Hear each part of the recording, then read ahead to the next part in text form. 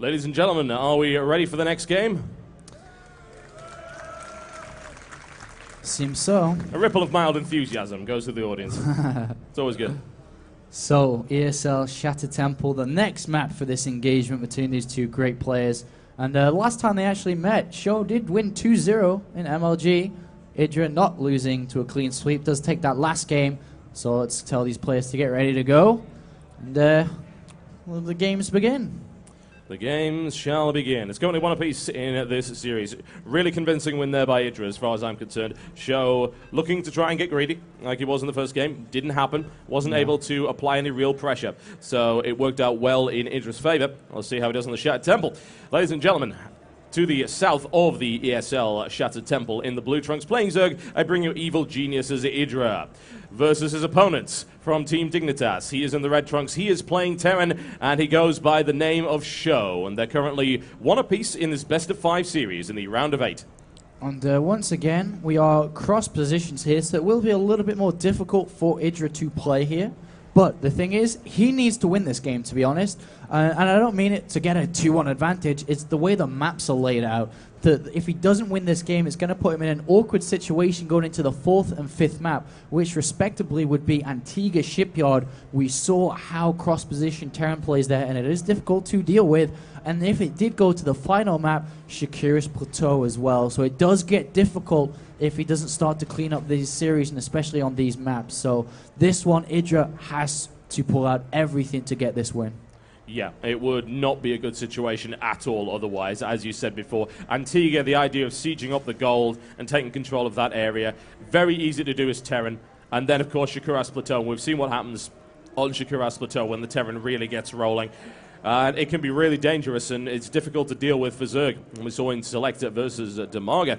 Same thing ended up happening there.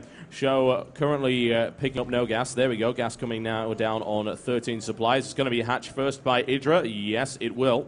It is on 14, though, instead of the regular 15 or even the Demaga 16. Just because it is a smaller map, even if they are cross positions, the distances between naturals are relatively low. He just wants to be ultra safe. He's going to go 14 spawning pool as well, so 14 for IdrA. Still has the same principle with the build, just a little bit faster, a little bit safer. Yeah, and he needs it on this map. It's not a big map at all. It's very, very easy, even in these longest positions, to just have a short, leisurely jog across it. And, of course, controlling the middle Zelnaga watchtower is crucially important. IdrA will no doubt try and do that as quickly as he can.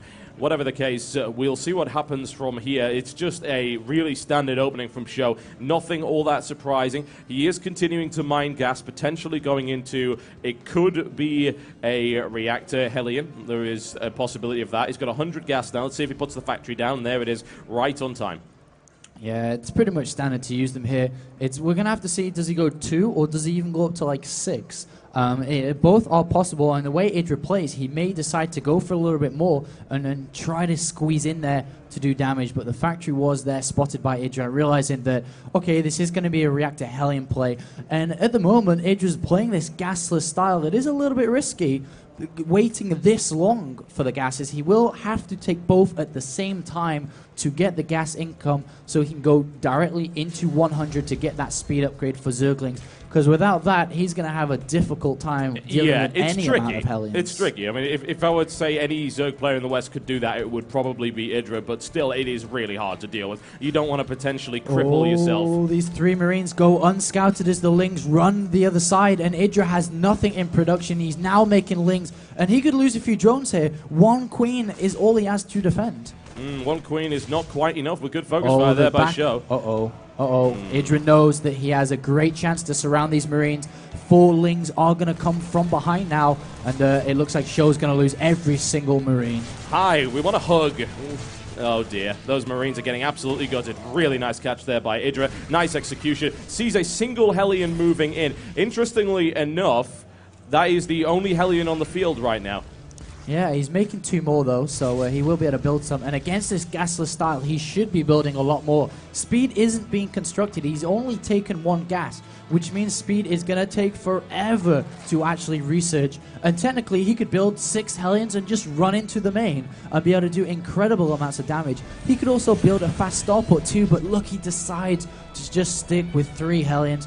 3 Hellions will not be able to achieve much here. They will be able to deny the creep, though, which is pretty important. Yeah, that's really, I think, all he's trying to do. Is taking the third on this map is a little bit of a pain, as you've seen. He's going to have to work his way through those rocks, which does take quite some time. And IdrA will have a little bit of a poke at those Hellions, just do a little bit of damage. He knows that really 3 Hellions aren't going to kill a Queen anytime soon, so he's not too concerned. And honestly, you just see IdrA making some really good decisions here. Decides to not get the speed. He's delayed speed. It's now starting at 6 minutes 40. Incredibly late speed. And in any other situation, you'd perhaps think that was foolish, but no. In this case, that was the perfect thing for him to do. He did not need the speed. There were only 3 Hellions. SjoW did not commit to it. IdrA read it perfectly, and his reaction was also appropriate. Yeah, it looks like SjoW is actually going to be going for a kind of a 2-base timing attack around the 8-minute mark with 2. I don't think he goes for 3 tanks. Usually, with the way SjoW likes to play, is he goes with 2 tanks instead of 3, and he'll bring SCVs to build bunkers outside the creep area as well. So we'll have to see what he does decide to do. Combat Shield is making, so yes, we are going to see a bit of a cute push here from SjoW, and he is so precise. And with his timing attacks, he's not just hitting timings precisely, his control is so good.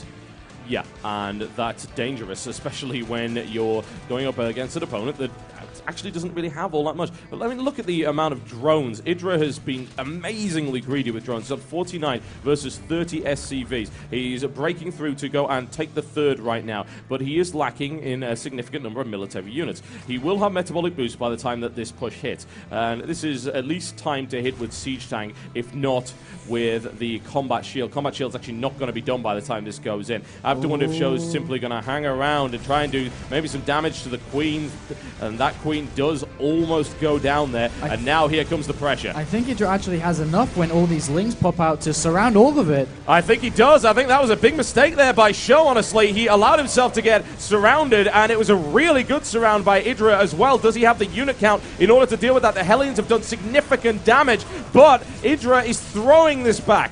Oh, SjoW just goes too early, and Combat Shield's useless. They're not even finished yet. Siege Tech not even finished, and it is now, but curious. He really messed that up really badly, and now IdrA has just flexibility to do whatever he wants. He is now taking a third base, can throw down that spire if he wants to, and he just can easily glide through, can start even taking the gold rocks and start thinking about a fourth base this early on, because SjoW lost so much. There's no second push coming anytime soon. He's got like at least 2 minutes before another push comes. Yeah, and then of course in comes the Mutalisk harassment once it starts raining in, once the spire is complete, and then you can start picking off tanks here and there. You can see pushes coming a mile away. You are safe as you could possibly be, and SjoW really did go in too early. He didn't even have the siege deployment available. If he deployed a couple of siege tanks at the back, he would have maybe been able to defeat that force. It wouldn't have been ideal, but I really don't know what he was doing there, honestly, and I'm not entirely sure that he does. And SjoW's added on 2 more barracks now as well. He's really going to be ramping up the production. He's not even getting that third base as well. So he's going to be looking to go for a second push with Stim, with a couple of medivacs as well. And I mean, it's going to be a strong push, but at the same time, IdrA's got so much room to do whatever he wants. He's about to build 9 Mutalisks and +1 as well. And this push may be difficult to deal with just by the sheer amount of Mutalisks and Lings and Banelings available to IdrA that I don't think this push will work. Yeah, I really don't think so. And upgrade count is not looking good for SjoW at all. He hasn't even started +1 yet. Now he starts +1. And the Mutalisk count is going to start to get scary. It's going to go up to 11 all the way across the board. There, you know, he could have just taken 10 and made that louder, but he's going to 11. There you go, he's going to 12, because hey, why not? And that's a little bit scary. And it looks like SjoW's going to gear up to go now. Here comes the second wave. He is, in a sense, if he doesn't achieve anything now, his economy is in shambles. He's got no third base, no third command center, and IdrA is now going to be able to spot it. He knows it's coming. The thing is, IdrA at the same time has skipped Baneling speed to get a higher Baneling count. I mean, to get a higher Mutalisk count. So it may be difficult for him to engage here, and SjoW is just going to go for it. 34 Lings on the way though for IdrA. Yeah, and even then, even without Baneling speed, he's still engaging on creep all the way around. There's all sorts of possibilities for IdrA here. This is a risky push by SjoW, but as you said, said, it is needed. He needs to do damage. And if he doesn't, then he's going to be so far behind. And of course, the longer he delays, the worse this gets. Creep is going to recede at a very slow pace. Oh, well, no, the tank's out of position. IdrA pounces, and he is not able to kill either of them, surprisingly. Ooh, it's so lucky for SjoW there. And IdrA lost a little bit there. Lost a few Mulis and a few Lings as well. And the bailing count is so incredibly low. He's just going to go for sheer quantity of units to overrun the small army of SjoW. There we go, coming in to finish the job. The other siege tank doesn't quite go down. It continues to rain fire down on the natural. However, SjoW is still far too far away from that base to really do any damage. And only a single medevac as well, is meaning that these Marines are not as high up in health as they should be. He tries to catch out the Mutalisks. He's able to take 2, but there are reinforcements coming in here that could potentially be cut off. IdrA decides, no, it's not worth the risk. I don't really blame him.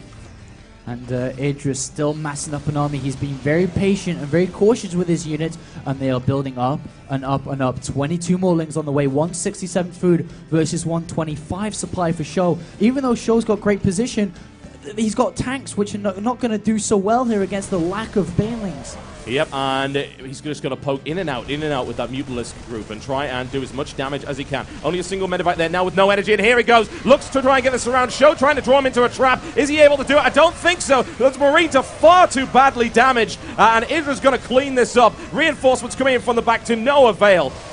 And that's it. He didn't achieve what he wanted. IdrA is in fantastic position. He may just go for a counterattack, even though the minimal amount of units are in good position. IdrA just has so much. He's going to be able to deny the third base. He's actually going to go ahead and check for the third base with these Mulis and be like, oh man, I'm so far ahead right now. This is not even funny. Yeah, I could just stand back and do a little dance for 10 minutes if I want to do, but he's not going to. He'll go for the throat. And honestly, he's in a position just to go and kill him right now. There's a few Marines and there's a tank. It's not even sieged up.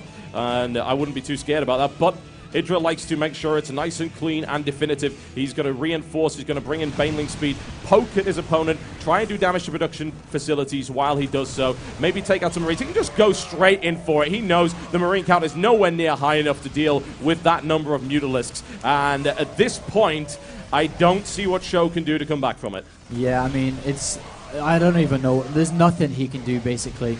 Even though he's still trying to play in it, he doesn't want to give this game away, because then he's only one game away from losing the tournament. But look, the Mulis are just cleaning up the no units of SjoW. Oh, it's a 2 gift. Marines in a bunker. IdrA knows that he's so far ahead as well, killing the tanks as well. He's taking the gold base. He's not even trying to drone up anymore. He's just building units, and it's just going to go and bust through. Yeah, I would think that even divine intervention at this point will not save SjoW from this fate. We're going to find out as it comes crashing down. The supply depots will get up and fight, I suppose, or maybe not. That would, I think, be that. The Marines now moving out to their inevitable demise, and that natural expansion is gone, and that's the GG right there. There you go. An excellent example, I feel, of extreme patience and perfect engagements there by IdrA. Yeah, very calm and collected with that push. Didn't go in too early, because if he did go in too early or try to go in with minimal Banelings or even try to morph Banelings, to be honest, he would have just lost there and then. Yeah. And SjoW's small reinforcements would have been able to clean up the rest, but very patient from IdrA there. And the one of the greatest things that was probably underlooked was the creep spread. It was that far out. It brought him so much time. If you don't creep spread far enough, the tanks are going to siege. The first tank which goes down in siege mode is always outside creep. So depending on how far your creep is out or in is where the attack's going to begin with. And for IdrA's sake, in that game, was relatively far out. The next map, though, Antigua Shipyard, even though IdrA's 2-1 up, this is where it gets difficult. Antigua Shipyard and Curious Plateau, the remaining 2 maps. Yeah, and if he's going to play this really heavy mech style, this defensive style that we saw from him on the first map, then SjoW could potentially take this one quite nicely. It's a great map to do that. You secure that gold and you are sitting pretty. We're going to be taking a short break, folks, for a word from our sponsors, and we'll be right back with the next game in this best of 5 series between Evil Geniuses IdrA and Dignitas SjoW.